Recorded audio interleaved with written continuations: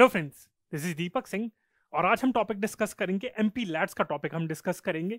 ये टॉपिक हम क्यों डिस्कस करेंगे? क्योंकि रिसेंटली मतलब ये पिछले 2 सालों में वैसे भी टाइम टू टाइम ये टॉपिक न्यूज़ में रहता ही है। इस टॉपिक को हम क्यों डिस्कस करेंगे? क्योंकि लास्ट ईयर यानी कि 2020 में गवर्नमेंट ऑफ इंडिया ने एमपी लैट्स का जो स्कीम है, जो फंड है, इसे सस्पेंड कर दिया था कोरोना वायरस के चक्कर में, so as to divert the resources to manage the corona virus. But अभी रिसेंटली यानी कि नवंबर 2021 के महीने में एमपी लैट्स का फंड यूनियन कैबिनेट ने डिसाइड करा है कि उसे रिस्टोर कर दिया है और उसे कंटिन्यू करेंगे। जो फाइनेंस कमीशन का जो भी नेक्स्ट अभी आने वाला जो इम्प्लीमेंटेशन पीरियड है उसके साथ को टर्मिनस रहेगा। तो इस बैकग्राउंड में हम ये टॉपिक डिस्कस करेंगे। जब पिछले साल सस्पेंड करा गया था तो कुछ लोगों ने इसे कहा था कि that's a good thing, in fact इसको परमानेंटली सस्पेंड कर देना चाहिए। टाइम टू टाइम इस पे ये प्रीलिम्स और मींस दोनों के लिए इंपॉर्टेंट है। क्योंकि इस वजह से इंपॉर्टेंट है क्योंकि इसके ऊपर क्रिटिसाइज भी करा जाता है that this fund weather should be discontinued और कंटिन्यूड। इसके ऊपर सुप्रीम कोर्ट की वर्डिक्ट भी आई है कि कॉन्स्टिट्यूशनल है, अनकॉन्स्टिट्यूशनल है। और इनफैक्ट ये हिंदू न्यूज़पेपर में एक आर्टिकल भी आया था रिसेंटली, अभी जब यूनियन कैबिनेट के डिसीजन के बाद उन्होंने भी एक्सप्लेन सेक्शन स्टार्ट करा है अपना। तो उसमें ये है MP LADS it's suspension and why it must go. तो इसके ऊपर क्वेश्चन भी बन सकता है। तो again in a 3C approach, that is comprehensive, concise and contemporary approach, in that we will discuss this topic. और लेक्चर स्टार्ट करने से पहले मैं कुछ आपसे छोटे से एमसीक्यूज पूछना चाहता हूँ। तो और इसके बाद मैं आपसे क्वेश्चन भी पूछना चाहूंगा तो मेंस के पॉइंट ऑफ व्यू से। तो पहला मेरा क्वेश्चन है कि what kind of a scheme is a MP LADS? जो member of parliament local area development scheme है, ये किस टाइप की स्कीम है? ये सेंट्रली स्पॉन्सर्ड स्कीम है या सेंट्रल सेक्टर स्कीम है? अगर ये आपसे पूछा जाए, अगर 3 स्टेटमेंट दी जाए, उसमें से एक स्टेटमेंट है कि MP LADS is a centrally sponsored scheme, so whether you will agree with it और not? So you won't, because the correct answer is it's a central sector scheme. Central sector का मतलब है कि government of India fully से fund करती है। Centrally sponsored होता है कि पार्शियली उसे गवर्नमेंट ऑफ इंडिया फंड करती है, सेंट्रल गवर्नमेंट फंड करती है। तो it's a central sector scheme. Second question is in which year was the MP LADS introduced, or in which year it was first implemented? If I have give you the options, is it 1983, 1988, 1993 or 1998? So what will be your answer? The correct answer is 1993. इसके ऊपर एक और question बन सकता है that what is which is the implementing ministry for the scheme? MP LADS के लिए implementing ministry कौन सी है? Ministry of finance, ministry of statistics and programme implementation, ministry of personnel pension, ये वाली हो सकती है, या फिर PMO? Like what will be your answer in this case? So the correct answer is ministry of statistics and programme implementation, ये आ जाएगा। Now what is the total amount that is allocated to each MP per annum? हर साल एक member of parliament को कितना amount sanction करा जाता है अंदर एमपी लैट्स? अगर ये क्वेश्चन आपसे पूछो तो what will be the answer? For example the options are 2.5 crore, 5 crore, 7.5 crore और 10 करोड़। तो क्या आंसर रहेगा आपका इसमें? तो correct answer in that case is 5 crore. 5 crore सबका एलोकेट करा जाता है, जो 2.5 करोड़ की 2 इंस्टॉलमेंट में हर साल दिया जाता है। एक सैंक्शन करा जाता है मेंबर ऑफ पार्लियामेंट को कि ये आपके डिस्पोजेबल पे है और ये से आप यूज कर सकते हैं। ठीक है। Now next question is according to supreme court verdict MP LADS is constitutional, true और false? Now, what will be your answer in this case? The correct answer is yes. Supreme Court in 2010 verdict held that although उसने criticize भी करा था MP let's को, but it held that yes, it is constitutional. It doesn't violate the concept of separation of power. जो इसका सबसे बड़ा criticism है according to critics, that is the major criticism of this scheme. तो वो भी हम डिस्कस करेंगे। But supreme court held that it is in line with the principle, with the concept of separation of power. तो ये आपकी जो topic है ये पॉलिटी के पॉइंट ऑफ व्यू से भी काफी ज्यादा इंपॉर्टेंट है, पॉलिटी एंड गवर्नेंस के लिए। तो हम इस टॉपिक को डिस्कस करेंगे। मैंने आपसे एमसीक्यूज भी डिस्कस कर लिए and my question for you is, the statement is that MP lats is undesirable and unconstitutional debate. So I would request all of you to write an answer on this and post it in the YouTube comment section. Me and my team members will evaluate it and will get back to you. तो ये मेरा answer है आपसे, question है आपसे, और आप लोग इस पे आंसर करिएगा। तो friends, let's start the topic of MP LADS. इस कंटेक्स्ट में हम पढ़ रहे हैं। मैंने आपको बताया था कि why are we reading this topic? We are reading this topic because Union Cabinet recently approved the implementation of member of parliament local area development scheme during remaining part of the financial year, यानी कि इस साल का जो financial year अभी जो बचा हुआ है 2021-2022 का, and up to the financial year 2025-26 को terminus with the period of 15th finance commission, यानी कि 15th फाइनेंस कमीशन का जो रिकमेंडेशन पीरियड है, जो उसका इम्प्लीमेंटेशन पीरियड है, तब तक ये स्कीम रन करेगी, यानी कि 2025-2026 तक। और इस साल में अभी से, यानी कि अभी नवंबर से ही स्टार्ट हो रहा है, तो नेक्स्ट फाइनेंशियल ईयर तक ये स्कीम चलेगी। मतलब ये स्टार्ट होगी, उसमें भी कुछ अमाउंट एलोकेट करा जाएगा एंड बाकी सारे आने वाले टाइम में भी इसको अमाउंट एलोकेट करा जाएगा। तो ये आपका इंपॉर्टेंट पॉइंट है यहाँ पे आपका, ठीक है। अब हम बात करते हैं, ये तो हमने कंटेक्स्ट पढ़ लिया, जैसे मैंने आपको बताया था 3C अप्रोच में कंटेम्प्रेरी, तो why are we reading this. अब इसको बेसिक से स्टार्ट करते हैं, हम पढ़ते हैं कि क्या what are the key points from the prelims point of view. That first I said that it is a central sector scheme fully funded by the government of India. It was introduced in the year 1993, ये आपका हो गया। And it is implemented by which ministry, ministry of statistics and programme implementation, MoSPI जिसे हम कहते हैं, ये आपकी मिनिस्ट्री हो गई। अब इसके ऑब्जेक्टिव क्या है? ऑब्जेक्टिव ये है इसका स्कीम का इंट्रोड्यूस करने का कि हम इलेक्ट करते हैं आपके मेंबर ऑफ पार्लियामेंट, तो फिर हमारा ये रहता है कि ऑल्दो जो लोकल एरिया का जो काम होता है वो तो आपके उसके लिए म्यूनिसिपल कॉर्पोरेशन होगी, आपकी पंचायत हो गई, बट फिर भी एमपीज का भी कहना है और कुछ आपके जो लोग हैं उनका भी कहना होता है कि MPs have some responsibility to conduct some work in their constituency. जिस कॉन्स्टिट्यूंसी से उनको इलेक्ट करा गया है तो उस कॉन्स्टिट्यूंसी में उनको काम करना चाहिए। राज्यसभा के एमपीज को वैसे फ्रीडम दी जाती है, तो इसी कंटेक्स्ट में एमपी लैड्स इंट्रोड्यूस करी गई थी। तो इनका ऑब्जेक्टिव यही कि एमपीज के पास एक फंड एलोकेट कर दिया जाता है और उस फंड को में से वो कुछ वर्क्स रिकमेंड कर सकते हैं अपनी प्राइमरीली इन देयर कॉन्स्टिट्यूंसीज, क्योंकि राज्यसभा के एमपीज में ऐसा उनकी तो कोई कॉन्स्टिट्यूंसी का कुछ होता नहीं है, तो इस तरह से वो किसी भी जगह पे भी कर सकते हैं। और किस टाइप का work? Developmental work with special focus on creation of durable community assets in कौन कौन से टाइप में? ड्रिंकिंग वाटर में, प्राइमरी एजुकेशन में, पब्लिक हेल्थ में, सैनिटेशन में, रोड्स। तो इस टाइप के यानी कि आपकी पानी के नल लगवाने हैं, आपका कोई छोटा सा स्कूल लगाना है, या फिर स्कूल में कुछ काम है, आपकी जो बिल्डिंग बनवानी है, या फिर कुछ वहाँ पे फर्नीचर लगाना है, हॉस्पिटल में कुछ इंफ्रास्ट्रक्चर की इश्यूज है, सैनिटेशन यानी कि पब्लिक टॉयलेट बनवाने हैं, रोड्स बनवानी है, तो उसके लिए 5 करोड़ हर साल एक एमपी को दिए जाते हैं। तो ये याद रखना कि ऐसा नहीं है, किसी टाइप के लिए भी यूज कर सकते हैं, but primarily focus should be on the creation of durable community assets, ये आपका इंपॉर्टेंट है। और डेवलपमेंटल वर्क के लिए एलोकेट कर सकते हैं। ऐसा नहीं कि 5 करोड़ किसी भी चीज में लगा सकते हैं, वो एक पब्लिक फंक्शन करा दे और उसमें अपना सारा फंड यूज कर दे, हो सकता है अपनी पब्लिसिटी के लिए करना हो, तो ये उसका ऑब्जेक्टिव है। और एंटाइटलमेंट कितनी है उसकी पर मेंबर ऑफ पार्लियामेंट की कॉन्स्टिट्यूंसी में? उसका है 5 करोड़ रुपए, released in 2 instalments of 2.5 crore. और ये इसकी जो यूसेज होती है वो एमपी लैड्स की एक अलग से गाइडलाइंस होती हैं। तो 5 करोड़ हर साल दिया जाता है, which is released in 2 instalments of 2.5 crore each, ये आपका है। और इसकी इंप्लीमेंटेशन कैसे होती है कि वर्क जो होता है वो मेंबर ऑफ पार्लियामेंट रिकमेंड करता है two nodal district authority which is responsible for implementing the work, ठीक है। तो ये सारा जो वर्क आपका मेंबर ऑफ पार्लियामेंट रिकमेंड करता है, पर जो नोडल डिस्ट्रिक्ट अथॉरिटी वो इंप्लीमेंट करती है और वही मॉनिटर करती है कि किस तरीके से वर्क हुआ है, क्या ड्यूरेबल एसेट्स हुए हैं, उसके इंप्लीमेंटेशन गाइडलाइन को कितना अमाउंट खर्च हुआ है, तो ये सब आपकी नोडल डिस्ट्रिक्ट अथॉरिटी आपका मैनेज करती है। अब इसको सस्पेंड करा गया था, इसकी कहानियां पढ़ लेते हैं कि अभी क्या इवेंट हुई थी। तो कोरोना वायरस आपका इंडिया में आया था और पिछले साल 2020 में मार्च के महीने में आपका लॉकडाउन लगा दिया गया था। और उसी टाइम पे लग रहा था कि शॉर्टेज की भी फंड्स की भी शॉर्टेज हो रही है, ये भी लग रहा था कि रिसेशन में, ऑलरेडी इंडिया की इकोनॉमी थोड़ी डिक्लाइनिंग फेज में थी, कोरोना वायरस के चक्कर में लग रहा था ऑलरेडी शॉर्टेज होगी, पीएम केयर्स फंड बनाया था, but to substantiate the funding, तो उस टाइम पे था सोल ऑब्जेक्टिव ये था according to the government of India कि कोरोना वायरस को हराना है, ठीक है। तो उसके कंटेक्स्ट में उन्होंने कहा था सारे रिसोर्सेज एक जगह पे इकट्ठे करो।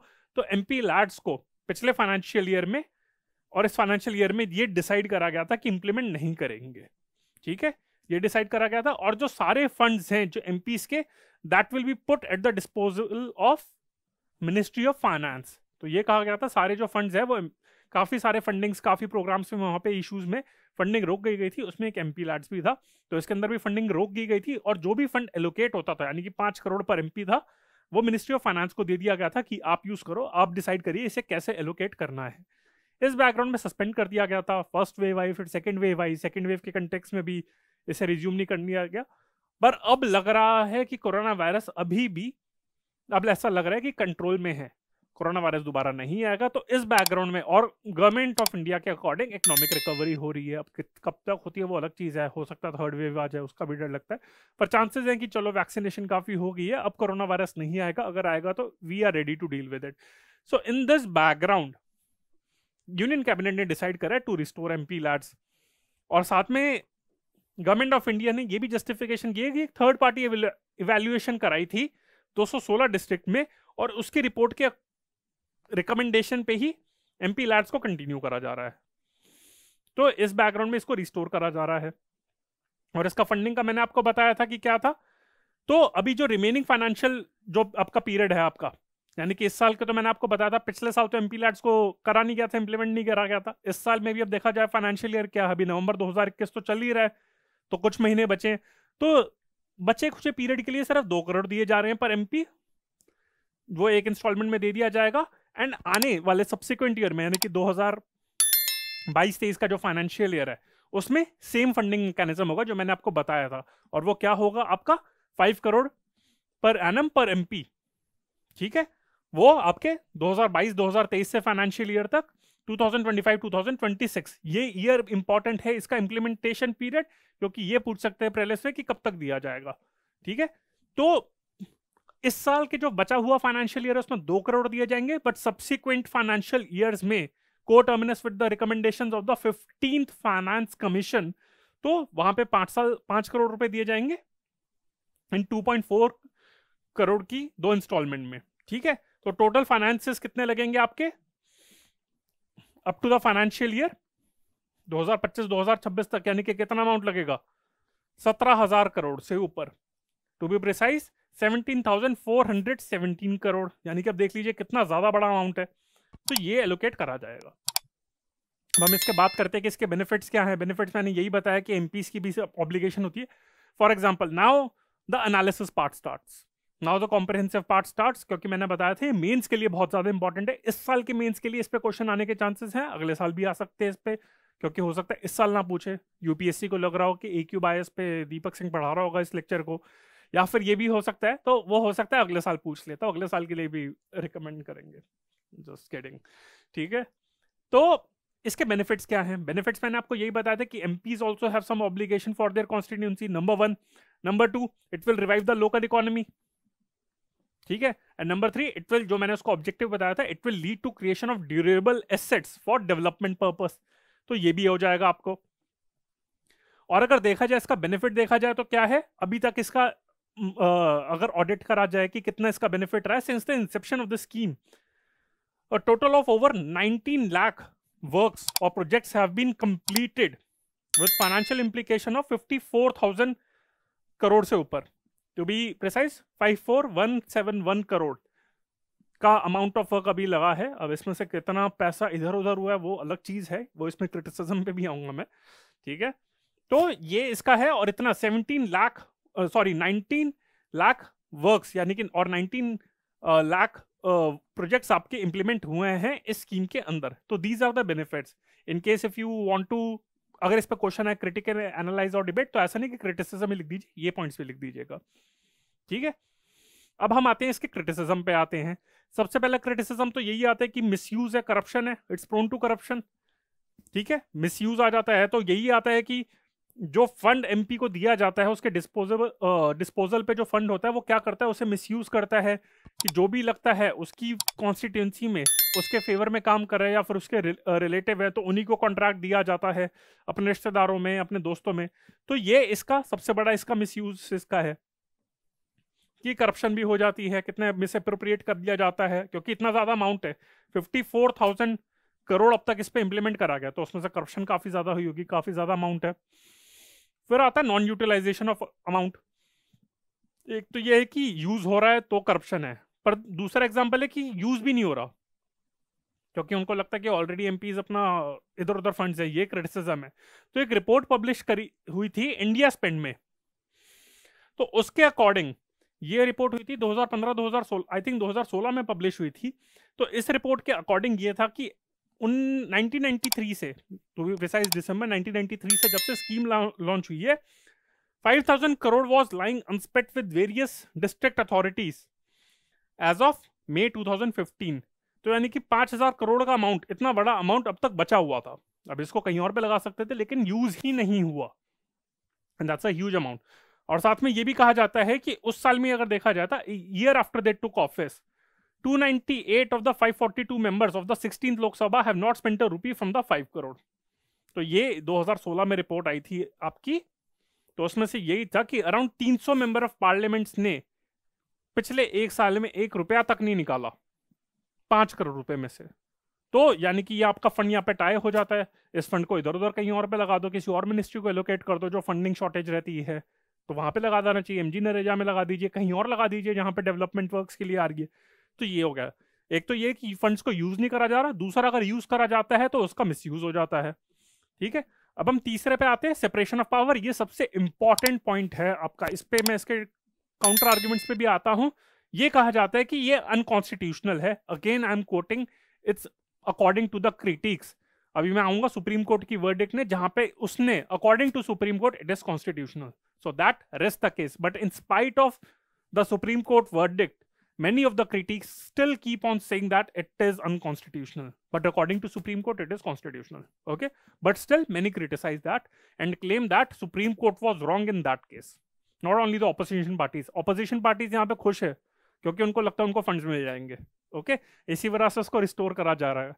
तो ऑपोजिशन पार्टीज का क्रिटिसिज्म नहीं है, बट पॉलिसी एनालिस्ट जो भी आपके होते हैं वो ये कहते हैं, वो कहते हैं कि it is unconstitutional as it violates the concept of separation of power between executive and legislature।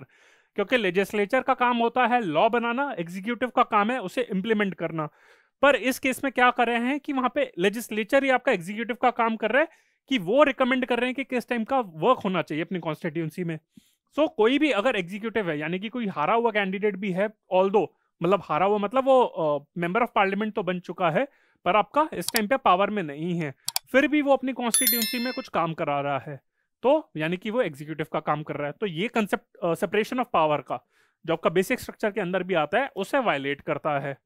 फिर इसको काउंटर आर्ग्यूमेंट जाता है कि सुप्रीम कोर्ट ने तो कॉन्स्टिट्यूशनल दिया है, पर साथ में हिंदू आर्टिकल से ये पॉइंट बड़ा अच्छा यूज करा है मैंने, तो उसमें वही कहते हैं कि ऑल्दो ये कहते हैं कि इसकी इंप्लीमेंटेशन, मैंने आपको बताया था कि एमपी तो सिर्फ रिकमेंड करता है, इंप्लीमेंटेशन नोडल डिस्ट्रिक्ट एजेंसी के हाथ में होती है। तो वो यही कहते हैं कि वो तो मतलब according to the defenders of this और प्रोपोनेंट्स ऑफ दिस आर्ग्यूमेंट, वो ये कहते हैं कि वो कभी nodal district authority member of parliament के अगेंस्ट नहीं जाएगी, और जो मेंबर ऑफ पार्लियामेंट कहेगा, क्योंकि कितना डर होता है या फिर उन्हें लगा रहता है कि we can't oppose the member of parliament, तो वो उसे अपोज नहीं करेंगे, and whatever the MP says the district authorities will have to follow. तो यही कहा जाता है कि सेपरेशन ऑफ पावर एक तरीके से वायलेट करी जा रही है। So that argument of MP only recommends and the nodal district authorities implemented, so that is a separation of power, that doesn't hold true. तो ये इसका आर्ग्यूमेंट दिया जाता है। और अगर ये तीसरा क्रिटिसिज्म हो गया, चौथा क्रिटिसिज्म ये हो गया कि since it violets the concept of separation of power, क्योंकि लेजिस्लेचर एग्जीक्यूटिव का काम कर रहा है, इस वजह से उसकी डिस्ट्रैक्शन हो रही है। सो लेजिस्लेचर जो आपका एमपी होता है वो अपने लेजिस्लेटिव फंक्शंस पे ध्यान नहीं दे पाता है, उनका काम होता है ब्रॉड पॉलिसी फ्रेम करना, एक्ट्स बनाना, तो उस काम को ढंग से वो नहीं कर पाता। तो इसी वजह से वो अपने पार्लियामेंट्री रोल्स को डाइल्यूट कर रहा है, तो इस वजह से पार्लियामेंट इग्नोर होती है। ये एक और है। और लास्ट आपका फिफ्थ क्रिटिसिज्म, ये फोर्थ हो गया आपका क्रिटिसिज्म, और फिफ्थ क्रिटिसिज्म आपका क्या हो गया कि जो लोकल एडमिनिस्ट्रेटिव इश्यूज हैं उसमें मेंबर ऑफ पार्लियामेंट को ज्यादा रोल नहीं होना चाहिए। जो आपके डेवलपमेंटल वर्क्स हैं स्कूल्स में, आपका सैनिटेशन हो गया या फिर हेल्थ का इश्यूज हो गया, ड्रिंकिंग वाटर हो गया, ये सब आपके पंचायती राज और म्यूनिसिपल कॉर्पोरेशन का काम है, तो उनके काम में भी इंटरफेयर कर रहा है, ये काम उनको छोड़ दो ना। तो देखा जाए तो उनके रोल में, उनके काम में भी इंटरफेयर कर रहा है। So again this is also one of the major criticism कि पंचायती राज के भी अगेंस्ट वहां पे जा रहा है। तो ये भी है, तो पार्लियामेंट का वर्क भी डाइल्यूट कर रहा है, मतलब हर जगह पे देखा जाए तो एक मेंबर ऑफ पार्लियामेंट क्या कर रहा है, दूसरे के काम में अड़ंगा डाल रहा है, कोई भी काम ढंग से नहीं कर रहा। एग्जीक्यूटिव के रोल में आ रहा है वो, तो सेपरेशन ऑफ पावर का कंसेप्ट वायलेट कर रहा है, पार्लियामेंट का काम ढंग से नहीं कर पा रहा क्योंकि अपने ये वर्क रिकमेंड कर रहा है, और साथ में लोकल बॉडीज हैं उनका भी वर्क डाइल्यूट कर रहा है, तो एक कन्फ्लिक्ट आ रहा है। तो बेटर होगा कि वो जो फंड है वो लोकल बॉडीज को दे दिया जाए, इनको क्यों दिए जा रहे हैं, ये क्रिटिसिज्म है। साथ में मैंने आपको बताया था सुप्रीम कोर्ट की वर्डिक्ट क्या आई थी, again whatever the critics से ultimately we have to abide by what Supreme Court says. तो 2010 में 5 जज बेंच, बहुत सारी पिटिशंस फाइल करी गई थी, 2004 2005 बहुत सारी पिटिशंस फाइल करी गई थी 2003-4 से लेकर 2009 तक। तो फाइनली सुप्रीम कोर्ट ने कहा चलो आओ हमारी हवेली पे और हम इस मैटर को रेस्ट कर देते हैं। उन्होंने पूरे उनके आर्गुमेंट सुने, ultimately Supreme Court upheld the constitutionality of the MP LADS. So जिसने जो कहना कहे, सुप्रीम कोर्ट की फाइनल जजमेंट ये थी कि इट इज कॉन्स्टिट्यूशनल। उसने यही कहा था there was no violation of the principle of separation of power. उसने मेन इसी पे कहा था because the role of MP in this case is recommendatory, वो सिर्फ रिकमेंड कर सकता है, and the actual work is carried out by the local authority, यानी कि डिस्ट्रिक्ट आपकी जो लोकल अथॉरिटीज है, नोडल डिस्ट्रिक्ट अथॉरिटीज है, उन्हीं पे काम करता है। But again as I said that according to critics they also challenge this supreme court verdict कि जो लोकल अथॉरिटीज होती हैं वो ये नाम की रिकमेंडेशन होती है but ultimately it's an order.